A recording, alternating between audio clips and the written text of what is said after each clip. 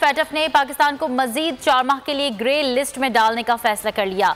इदारे ने पाकिस्तान को जून तक अहदाफ हासिल करने का वक्त दे दिया। एलामिये के मुताबिक पाकिस्तान ने इंसदादे दहशतगर्दी की फाइनेंसिंग रोकने के लिए 7 में से 6 नुकात जल्द मुकम्मल किए।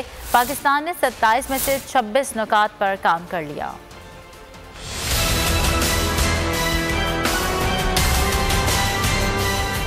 मनी लॉन्ड्रिंग और दहशतगर्दों की माली मुआवनत की रोकथाम के आलमी इदारे फाइनेंशियल एक्शन टास्क फोर्स ने एक बार फिर पाकिस्तान को ग्रे लिस्ट में बरकरार रखने का फैसला कर लिया। फाइनेंशियल एक्शन टास्क फोर्स के इजलास के बाद जारी होने वाले बयान के मुताबिक पाकिस्तान को जून तक अहदाफ हासिल करने का वक्त दिया गया है। FATF के मुताबिक 27 में से 26 नुकात पर पाकिस्तान ने काम कर लिया। आइंदा पाकिस्तान की कारकर्दगी का जायजा जून में लिया जाएगा।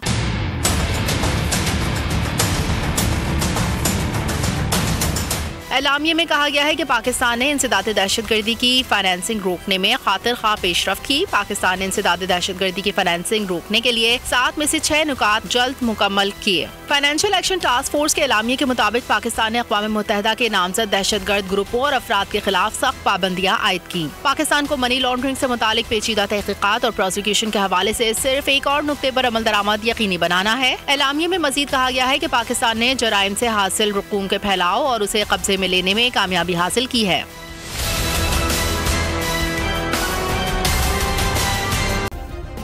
सब्सक्राइब करें और बेल दबाएं ताकि कोई खबर रह न जाए।